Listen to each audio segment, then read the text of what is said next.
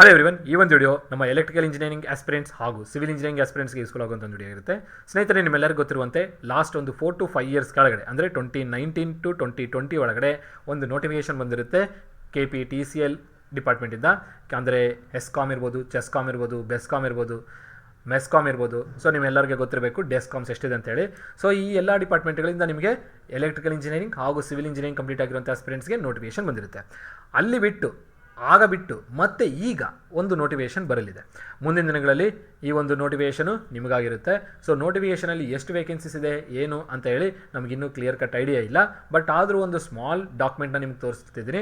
ಆ ಒಂದು ಡಾಕ್ಯುಮೆಂಟಲ್ಲಿ ಒಂದು ರಫ್ ಐಡಿಯಾ ಮೇಲೆ ನಾವು ಇಷ್ಟು ವೇಕೆನ್ಸೀಸ್ ಬರ್ಬೋದು ಅಂತ ನಾವು ಅರ್ಥ ಮಾಡ್ಕೊಳ್ಬೋದು. ಸೊ ನೋಡೋಣ ಆ ಒಂದು ಡಾಕ್ಯುಮೆಂಟಲ್ಲಿ ಏನೆಲ್ಲ ಡೀಟೇಲ್ಸ್ ಕೊಟ್ಟಿದ್ದಾರೆ ಅಂತೇಳಿ. ಸೊ ಈ ಒಂದು ನೋಟಿಫಿಕೇಷನ್ಗಾಗಿ ಸಾಕಷ್ಟು ದಿನಗಳಿಂದ ಸಾಕಷ್ಟು ಜನ ಆಸ್ಪಿರೆಂಟ್ಸ್ ನನ್ನ ಕೇಳ್ತಾ ಇದ್ರಿ, ಹಾಗೂ ಕಮೆಂಟ್ ಬಾಕ್ಸಲ್ಲಿ ಮೆನ್ಷನ್ ಮಾಡ್ತಾ ಇದ್ರಿ, ಹಾಗೂ ನಿಮ್ಮಲ್ಲೂ ಡಿಸ್ಕಷನ್ ನಡೀತಿರುತ್ತೆ. ಸಾಕಷ್ಟು ಗ್ರೂಪ್ಸ್ಗಳಲ್ಲಿ ಈ ಒಂದು KPTCL ನೋಟಿಫಿಕೇಶನ್ ಹಾಗೂ KPCL ನೋಟಿಫಿಕೇಶನ್ಗಾಗಿ ಭಾಳಷ್ಟು ಜನ ಟೆಕ್ಸ್ಟ್ ಮಾಡ್ತಿರ್ತೀರಾ ಹಾಗೂ ಪರಸ್ಪರ ಒಬ್ರಿಗೊಬ್ರು ಕೇಳ್ಕೊಳ್ತಾ ಇರ್ತೀರಾ. ನೋಡೋಣ ಈ ನೋಟಿಫಿಕೇಶನ್ ಯಾವಾಗ ಬರ್ಬೋದು, ಕ್ವಾಲಿಫಿಕೇಶನ್ ಏನಿರುತ್ತೆ, ಈ ಬಾರಿ ಎಕ್ಸಾಮ್ ಪ್ಯಾಟರ್ನ್ ಏನಿರುತ್ತೆ, ಏಜ್ ರಿಲ್ಯಾಕ್ಸೇಷನ್ ಕೊಟ್ಟಿರೋ ಕಾರಣದ ಯಾರಿಗೆ ಎಷ್ಟು ಏಜ್ ಇರ್ಬೋದು, ಅದಾಗಿದ ನಂತರ ಎಷ್ಟು ನಂಬರ್ ಆಫ್ ವೇಕೆನ್ಸೀಸು ಈಚ್ ಡಿಪಾರ್ಟ್ಮೆಂಟ್ಗೆ ಸಿಗುವಂಥ ಚಾನ್ಸಸ್ ಇದೆ, ಹಾಗೂ ಡಿಪಾರ್ಟ್ಮೆಂಟಲ್ಲಿ AEಗೆ ಎಷ್ಟಿರ್ಬೋದು, JEಗೆ ಎಷ್ಟಿರ್ಬೋದು, ಹಾಗೂ ಜೂನಿಯರ್ ಅಸಿಸ್ಟೆಂಟ್ ಎಷ್ಟು ವೇಕೆನ್ಸೀಸ್ ಬರ್ಬೋದು ಅಂತೇಳಿ ಈ ವಿಡಿಯೋದಲ್ಲಿ ನಾನು ನಿಮಗೆ ಒಂದು ರಫ್ ಐಡಿಯಾನ ಕೊಡ್ತೀನಿ.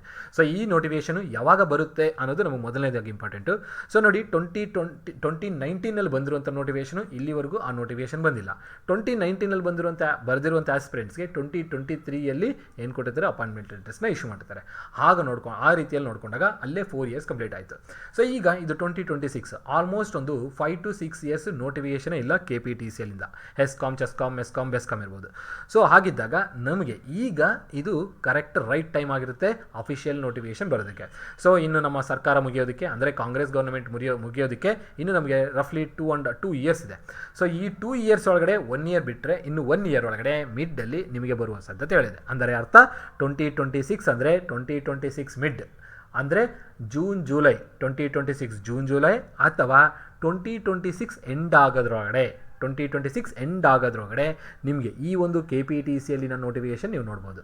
ಸೊ ಸಾಕಷ್ಟು ನಂಬರ್ ಆಫ್ ವೇಕೆನ್ಸೀಸ್ ಬರಲಿವೆ, ಜೂನಿಯರ್ ಇಂಜಿನಿಯರ್, ಅಸಿಸ್ಟೆಂಟ್ ಇಂಜಿನಿಯರ್ ಹಾಗೂ ಜೂನಿಯರ್ ಅಸಿಸ್ಟೆಂಟ್. ಸೊ ನೋಡೋಣ, ಒಂದು ಬ್ರೀಫ್ ಆಗಿ ಒಂದು ಐಡಿಯಾನ ನಾನು ನಿಮಗೆ ಹೇಳ್ತಾ ಹೋಗ್ತೀನಿ. ಎಷ್ಟು ನಂಬರ್ ಆಫ್ ವೇಕೆನ್ಸೀಸ್ ಇರ್ಬೋದು, ಎಕ್ಸಾಮ್ ಪ್ಯಾಟರ್ನ್ ಇದೆ, ಏಜ್ ಲಿಮಿಟ್ ಏನಿರುತ್ತೆ ಅಂತೇಳಿ.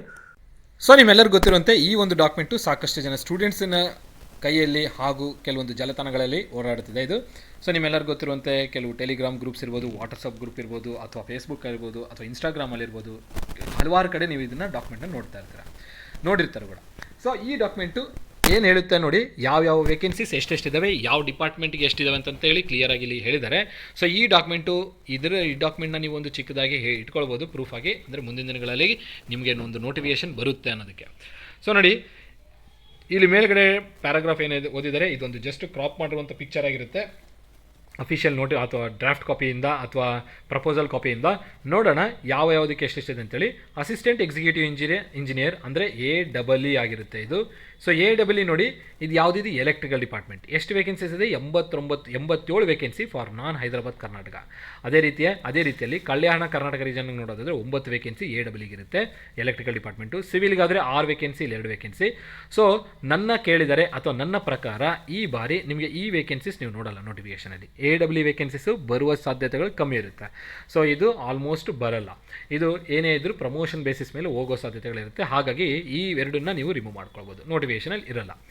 ಅದು ಬಿಟ್ಟರೆ ನೆಕ್ಸ್ಟು ಅಸಿಸ್ಟೆಂಟ್ ಇಂಜಿನಿಯರ್ ಹಾಗೂ assistant engineer electrical, assistant engineer civil ನೋಡೋದಾದರೆ ಇಲ್ಲಿ ನೋಡಿ, number of vacancies for non Hyderabad Karnataka electrical ಡಿಪಾರ್ಟ್ಮೆಂಟ್ಗೆ 223 ಹಾಗೂ ಕಲ್ಯಾಣ ಕರ್ನಾಟಕ ಅಂದರೆ ಹೈದರಾಬಾದ್ ಕರ್ನಾಟಕಗೆ 28 ವೇಕೆನ್ಸೀಸ್ ಇರುತ್ತೆ. ಇದು ಎಲೆಕ್ಟ್ರಿಕಲ್ ಡಿಪಾರ್ಟ್ಮೆಂಟ್. ನೋಡಿ, ಇದು AE ವೇಕೆನ್ಸೀಸ್. ಇಷ್ಟು ನಂಬರ್ ಆಫ್ ವೇಕೆನ್ಸೀಸ್ ಏನಿದೆ ಇದು A ಇದು. ನೆಕ್ಸ್ಟು ಅದರ ಕೆಳಗಡೆ ಸಿವಿಲ್ ಕೊಟ್ಟಿರ್ತಾರೆ 23 ವೇಕೆನ್ಸಿ NHKಗೆ 9 ವೇಕೆನ್ಸಿ HKಗೆ ಇರುತ್ತೆ. ಇದೇನಿದು ಸಿವಿಲ್ AE ವೇಕೆನ್ಸೀಸ್. ಅದೇ ರೀತಿಯಲ್ಲಿ ಇಲ್ಲಿ ನೋಡಿ, ಜೂನಿಯರ್ ಪರ್ಸನಲ್ ಅಸಿಸ್ಟೆಂಟ್ ಈ ಒಂದು ನೋಟಿಫಿಕೇಶನ್, ಈ ಬಾರಿ ಬರುವಂಥ ನೋಟಿಫಿಕೇಷನಲ್ಲಿ ಈ ಒಂದು ಪೋಸ್ಟ್ಗಳನ್ನು ನೋಡ್ಬೋದು. NHKಗೆ 74, ಕಲ್ಯಾಣ ಕರ್ನಾಟಕ ಅಂದರೆ ಹೈದರಾಬಾದ್ ಕರ್ನಾಟಕಕ್ಕೆ 12 ವೇಕೆನ್ಸಿ ಇರುತ್ತೆ. ಅದೇ ರೀತಿಯಲ್ಲಿ ಜೂನಿಯರ್ ಸ್ಟೇಷನ್ ಅಟೆಂಡೆಂಟ್ ವೇಕೆನ್ಸೀಸು 650, ಇಲ್ಲಿ 100 ವೇಕೆನ್ಸೀಸು. ಅದೇ ರೀತಿಯಲ್ಲಿ ಜೂನಿಯರ್ ಪವರ್ಮ್ಯಾನ್ ಅಂದರೆ ಲೈನ್ಮ್ಯಾನ್ ವೇಕೆನ್ಸೀಸು 5000, ಇಲ್ಲಿ 250. ಸೊ ಇಲ್ಲಿ ಈ ಬಾರಿ ನಿಮಗೆ ಯಾವ್ಯಾವ ನೋಟಿಫಿಕೇಷನ್ಸ್ ಇಶ್ಯೂ ಆಗ್ಬೋದು ಅಂತ ನೋಡಿದ್ರೆ, ಇನ್ನು ಲಾಸ್ಟ್ ಒಂದು 6 to 12 ಮಂತ್ಸ್ ಒಳಗಡೆ, 6 to 12 ಮಂತ್ಸಲ್ಲಿ ಮೊದಲನೇದಾಗಿ ಜೂನಿಯರ್ ಜೂನಿಯರ್ ಪವರ್ಮೆನ್ನ ನೋಟಿಫಿಕೇಷನ್ ನೋಡ್ತೀರಾ. ಇದು ಪ್ಲಸ್ ಜೂನಿಯರ್ ಸ್ಟೇಷನ್ ಅಟೆಂಡೆಂಟ್ ಈ ಎರಡೂ ನೋಟಿಫಿಕೇಷನ್ ನಿಮಗೆ ಬರಲಿವೆ. ಫಸ್ಟ್ ಬರುವಂಥ ನೋಟಿಫಿಕೇಷನ್ ಇದಾಗಿರುತ್ತೆ. ಅದಾಗಿದ್ದ ನಂತರ ನೆಕ್ಸ್ಟ್ ನಿಮಗೆ AE, JE ಹಾಗೂ ಜೂನಿಯರ್ ಪರ್ಸನಲ್ ಅಸಿಸ್ಟೆಂಟ್ ಅಥವಾ ಜೂನಿಯರ್ ಅಸಿಸ್ಟೆಂಟ್ ಈ 3 ಪೋಸ್ಟ್ಗಳಿಗೆ ಅಥವಾ ಈ 3 ಏನಂತ ಅನ್ಬೋದು ಪೋಸ್ಟ್ಗಳಿಗೆ ವೇಕೆನ್ಸೀಸ್ ಬರಲಿವೆ. ಸೊ ಇದು ಅರೌಂಡ್ ನಿಮಗೆ AE ವೇಕೆನ್ಸೀಸ್ ಅದು ನಿಮಗೆ ಎಲೆಕ್ಟ್ರಿಕಲ್ ಹಾಗೂ ಸಿವಿಲ್ ಎರಡೂ ಕಂಬೈನ್ ಮಾಡಿ ಹೇಳ್ತಾ ಇದ್ದೀನಿ. ಸೊ ಇದು ಆಲ್ಮೋಸ್ಟ್ ಒಂದು 300 400ವರೆಗೂ ಬರುವ ಸಾಧ್ಯತೆಗಳಿದೆ. Junior engineer around 400 to 500 vacancies ಬರುವ ಚಾನ್ಸಸ್ ಇದೆ. 400 to 500 ಇಲ್ಲಿ ನೀವು ಮಿನಿಮಮ್ 300 ಅಂತ ಕನ್ಸಿಡರ್ ಮಾಡೋದು ತೊಂದರೆ ಇಲ್ಲ. ಅದಾಗಿ ನಂತರ ಜೂನಿಯರ್ ಅಸಿಸ್ಟೆಂಟ್ ನೋಡೋದಾದರೆ ಇಲ್ಲೂ ಒಂದು ನಿಮಗೆ 100 to 250 ವೇಕೆನ್ಸೀಸ್ ನಾನು ನೋಡ್ಬೋದು. ಸೊ ಒಟ್ಟಾರೆ ಇಷ್ಟು ವೇಕೆನ್ಸೀಸ್ ಮಿನಿಮಮ್ ಲೆವೆಲಲ್ಲಿ ಕ್ಯಾಲ್ಕುಲೇಟ್ ಮಾಡಿಕೊಂಡ್ರು ನಿಮಗೆ 800 ವೇಕೆನ್ಸೀಸು ಬರುತ್ತೆ. ಮಿನಿಮಮ್ ಇಷ್ಟು ನಂಬರ್ ಆಫ್ ವೇಕೆನ್ಸೀಸ್ ಬರ್ಬೋದು ಈ ಒಂದು ಕ್ಯಾಟಗರಿಯಿಂದ. ಸೊ ಇದು ಲೈನ್ಮೆನ್ ಮತ್ತು ಜೂನಿಯರ್ ಅಸಿಸ್ಟೆಂಟಿಂದ ನೋಡಿದ್ರೆ 2000+ ವೇಕೆನ್ಸೀಸ್ ಬರುವ ಸಾಧ್ಯತೆಗಳಿರುತ್ತೆ. ಇಲ್ಲಿ ಕೊಟ್ಟಿರೋದು ನಿಮಗೆ 6063 ಕೊಟ್ಟಿರ್ಬೋದು, ಬಟ್ ಇಷ್ಟು ವೇಕೆನ್ಸೀಸ್ಗೆ ಸ್ಯಾಂಕ್ಷನ್ ಆಗದೇ ಇರ್ಬೋದು ಪ್ರಪೋಸಲು. ಇಷ್ಟು ವೇಕೆನ್ಸೀಸ್ಗಂತೂ ಸಾಧ್ಯತೆಗಳಿದೆ. ಸೊ ಈ ವೇಕೆನ್ಸೀಸಿನ ನೋಟಿಫಿಕೇಷನ್ ಮುಂದಿನ ದಿನಗಳಲ್ಲಿ ನೀವು ಎಕ್ಸ್ಪೆಕ್ಟ್ ಮಾಡ್ಬೋದು. ಓಕೆ, ಇದು ಒಂದು ನಿಮಗೊಂದು ಐಡಿಯಾ ಗೊತ್ತಾಯಿತು. ಇಲ್ಲಿ ನೋಡಿ ನಿಮಗೆ ಜೂನಿಯರ್ ಇಂಜಿನಿಯರ್ ಈ ಒಂದು ನೀವು ನೋಡಿ ಇದೊಂದು ಪಿಕ್ಚರಲ್ಲಿ ನೀವು ನೋಡದೇ ಇರ್ಬೋದು, ಬಟ್ ಜೂನಿಯರ್ ಇಂಜಿನಿಯರ್ ವೇಕೆನ್ಸೀಸು ಬರುತ್ತೆ. ಇಲ್ಲಿ ನಿಮಗೆ ಅಸಿಸ್ಟೆಂಟ್ ಇಂಜಿನಿಯರ್ 223 ವೇಕೆನ್ಸೀಸ್ ಅಂತ ಮೆನ್ಷನ್ ಮಾಡಿದ್ದಾರೆ. ಸರ್ ನೀವು ನೋಡಿದ್ರೆ 300 400 ಅಂತ ಹೇಳಿದ್ದಾರೆ ಅಂತ ಅನ್ಬೋದು. ಸೊ ನೋಡಿ ಇಲ್ಲಿ ಕೆಲವೊಂದು ಡಿಸ್ಕಷನ್ಸ್ ನಡೀತಾ ಇದೆ. ಇಂಟರ್ನಲ್ ಆಗಿ ಕೆಲಸ ಮಾಡ್ತಿರುವಂಥ ಜೂನಿಯರ್ ಇಂಜಿನಿಯರ್ಗಳಿಗೆ ಪ್ರಮೋಷನ್ ಆಗಬೇಕು ಅಸಿಸ್ಟೆಂಟ್ ಇಂಜಿನಿಯರ್ ಆಗಿ ಅಂತೇಳಿ.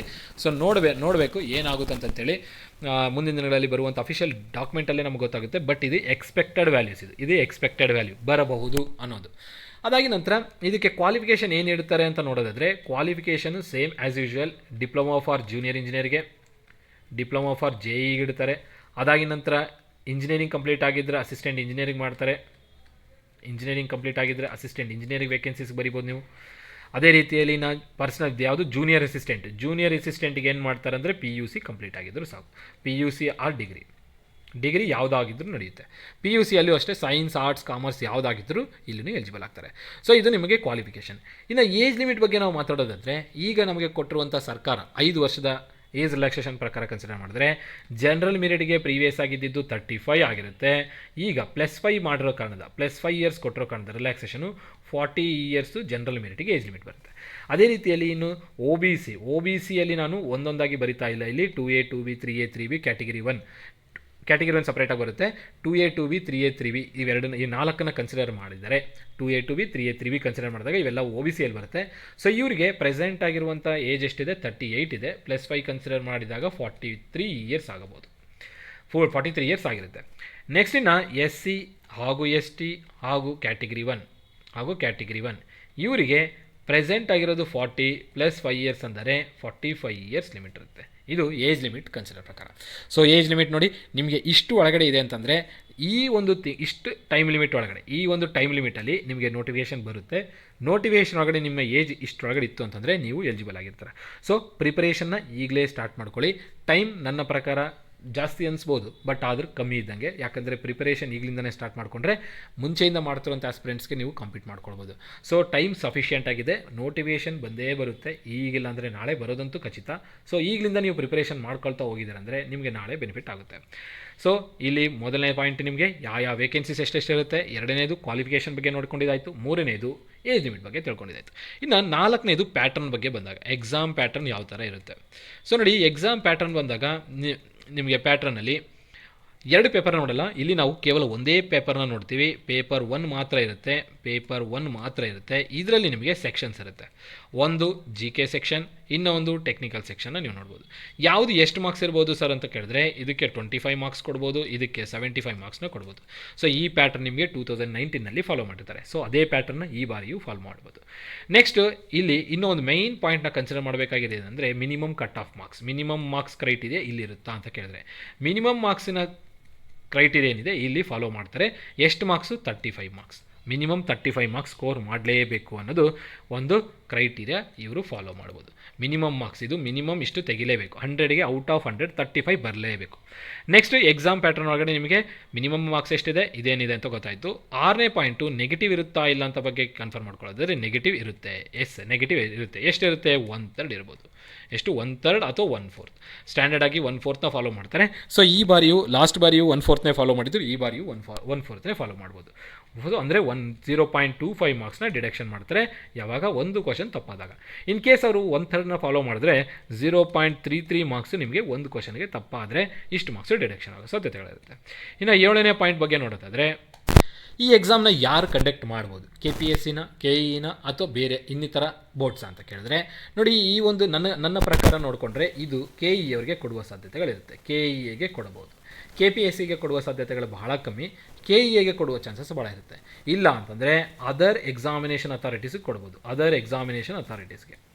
ಸೊ ನೋಡೋಣ, ನೋಟಿಫಿಕೇಷನ್ ಬಂದಾಗ ಅಫಿಷಿಯಲಾಗಿ ಕನ್ಫರ್ಮ್ ಆಗಿದ್ದಾಗ ಗೊತ್ತಾಗುತ್ತೆ ನಮಗೆ ಯಾರು ಕಂಡಕ್ಟ್ ಮಾಡ್ತಾರೆ ಅಂತೇಳಿ.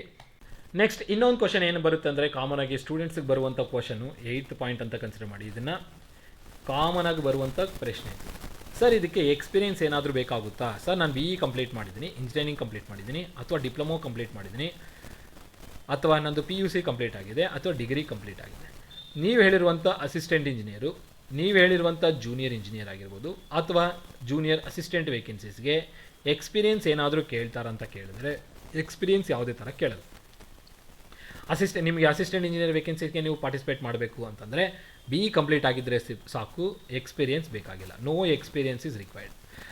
ಅದೇ ರೀತಿಯಲ್ಲಿ ಜೂನಿಯರ್ ಇಂಜಿನಿಯರ್ಗೂ ಅಷ್ಟೇ ಯಾವುದೇ ಥರದ ಎಕ್ಸ್ಪೀರಿಯೆನ್ಸ್ ಬೇಕಾಗಿಲ್ಲ. No experience is required. Junior ಅಸಿಸ್ಟೆಂಟ್ಗೂ ಅಷ್ಟೇ no experience is required. Experience ಇದ್ದರೆ ಮಾತ್ರ ನಾವು ಎಲಿಜಿಬಲ್ ಸರ್ ಈ ಎಕ್ಸಾಮ್ ಬರೆಯೋದಕ್ಕೆ ಅಂತ ಕೇಳಿದ್ರೆ ಎಕ್ಸ್ಪೀರಿಯೆನ್ಸ್ ಏನು ಬೇಕಾಗಿಲ್ಲ. ಜಸ್ಟ್ ನಿಮಗೆ ಡಿಗ್ರಿ ಕಂಪ್ಲೀಟ್ ಆಗಿದ್ದರೆ ಅಸಿಸ್ಟೆಂಟ್ ಇಂಜಿನಿಯರ್ಗೆ ಎಲಿಜಿಬಲ್ ಆಗಿರ್ತೀರ, ಡಿಪ್ಲೊಮೊ ಕಂಪ್ಲೀಟ್ ಆಗಿದ್ದರೆ ಜೂನಿಯರ್ ಇಂಜಿನಿಯರ್ಗೆ ಎಲಿಜಿಬಲ್ ಆಗಿರ್ತೀರ, PUC ಕಂಪ್ಲೀಟ್ ಆಗಿದ್ದರೆ ಜೂನಿಯರ್ ಅಸಿಸ್ಟೆಂಟ್ಗೆ ಎಲಿಜಿಬಲ್ ಆಗಿರ್ತೀರ. ನೆಕ್ಸ್ಟ್ ಇನ್ನೊಂದು ವೆರಿ ಇಂಪಾರ್ಟೆಂಟ್ ಪಾಯಿಂಟ್ ಏನಪ್ಪ ಅಂತಂದರೆ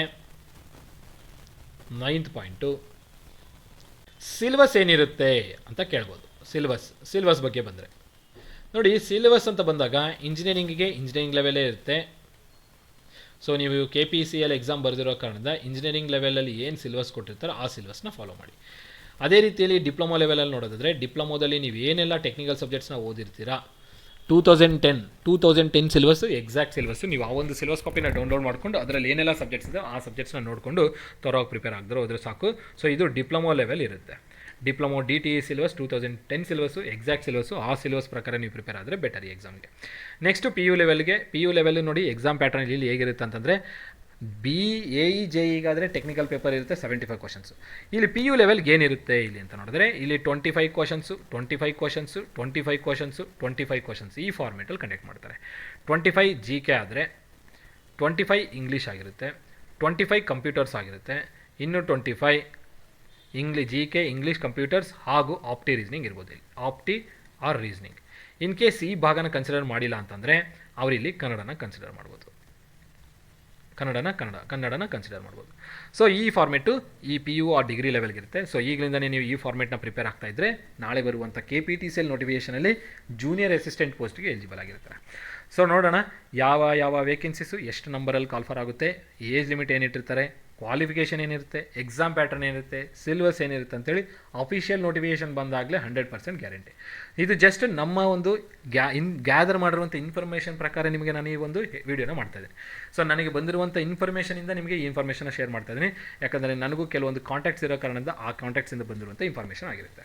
ಸೊ ವೇಕೆನ್ಸೀಸ್ ಅಂತೂ ನೀವು ಇಷ್ಟು ಎಕ್ಸ್ಪೆಕ್ಟ್ ಮಾಡ್ಬೋದು, ಇಷ್ಟು ಮಿನಿಮಮ್ ಎಕ್ಸ್ಪೆಕ್ಟ್ ಮಾಡ್ಬೋದು. Minimum number of vacancies, maximum ಅಲ್ಲ ಮಿನಿಮಮ್ ಆಗಿ. ಸೊ ಮ್ಯಾಕ್ಸಿಮಮ್ ಆಗಿ ಇದು 1000 ಕ್ರಾಸ್ ಆಗ್ಬೋದು, 1200 ಕ್ರಾಸ್ ಆಗ್ಬೋದು. ಸೊ ಅಫಿಷಿಯಲ್ ಆಗಿ ಬರುವವರೆಗೂ ಇದು ಗ್ಯಾರಂಟಿ ಅಲ್ಲ. ಇದು ನನ್ನ ಪ್ರಕಾರ ನೀವು ಒಂದು 56 to 70% ಎಕ್ಸ್ಪೆಕ್ಟ್ ಮಾಡ್ಬೋದು ಈ ಒಂದು ಇನ್ಫಾರ್ಮೇಷನ್ ಜೆನ್ಯೂನ್ ಇದೆ ಅಂತೇಳಿ. ಸೊ ನೋಡೋಣ ಅಫಿಷಿಯಲ್ ಆಗಿ ಬಂದಾಗ ನಿಮ್ಗೆ ಕನ್ಫರ್ಮ್ ಆಗುತ್ತೆ. ಅಫಿಷಿಯಲ್ ನೋಟಿಫಿಕೇಷನ್ ಬಂದಿದ್ದೇ ನಾನು ನನ್ನ ಚಾನಲಲ್ಲಿ ಅಪ್ಲೋಡ್ ಮಾಡಿರ್ತೀನಿ. ಸೊ ಚಾನಲ್ಗೆ ಇನ್ನೂ ಯಾರಾದರೂ ಸಬ್ಸ್ಕ್ರೈಬ್ ಆಗದಿದ್ದರೆ ಸಬ್ಸ್ಕ್ರೈಬ್ ಆಗಿ, ನಿಮ್ಮ ಫ್ರೆಂಡ್ಸ್ ಜೊತೆಗೂ ಶೇರ್ ಮಾಡಿ.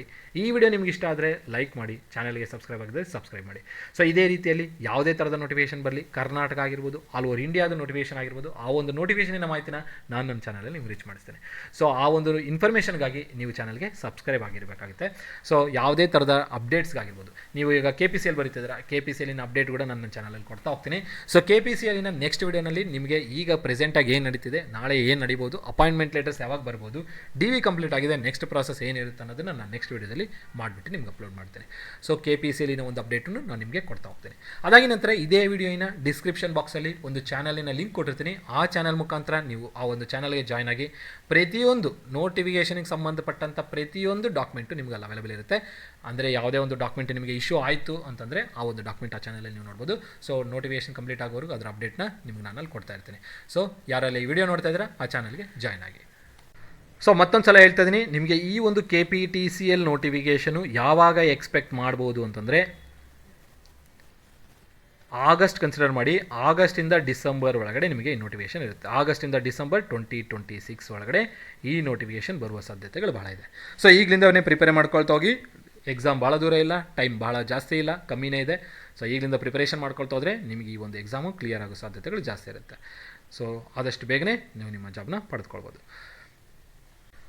ಸೊ ಇದು ಬಿಟ್ಟು ನಿಮ್ಗೆ ಇನ್ನೂ ಏನಾದರೂ ಡೌಟ್ಸ್ ಇತ್ತು, ಅಥವಾ ನಾನು ಈ ವಿಡಿಯೋದಲ್ಲಿ ಇನ್ನೂ ಏನಾದರೂ ಕೆಲವು ಪಾಯಿಂಟ್ಸ್ನ ಮಿಸ್ ಮಾಡಿದೆ ನಿಮ್ಗೆ ಅನಿಸ್ತು ಅಂತಂದರೆ ಆ ಒಂದು ಕೇಳಬೇಕಾಗಿರುವಂಥ ಪ್ರಶ್ನೆನ ಕಮೆಂಟ್ ಬಾಕ್ಸಲ್ಲಿ ಮೆನ್ಷನ್ ಮಾಡಿ. ಆ ಕಮೆಂಟ್ನ ನೋಡಿಕೊಂಡು ನಾನು ನಿಮಗೆ ನೆಕ್ಸ್ಟ್ ವಿಡಿಯೋದಲ್ಲಿ ಆ ಒಂದು ಕ್ವಶನ್ನ ಅಥವಾ ಡೌಟ್ನ ನಾನು ನಿಮಗೆ ನೆಕ್ಸ್ಟ್ ವಿಡಿಯೋದಲ್ಲಿ ಕ್ಲಿಯರ್ ಮಾಡ್ತೇನೆ.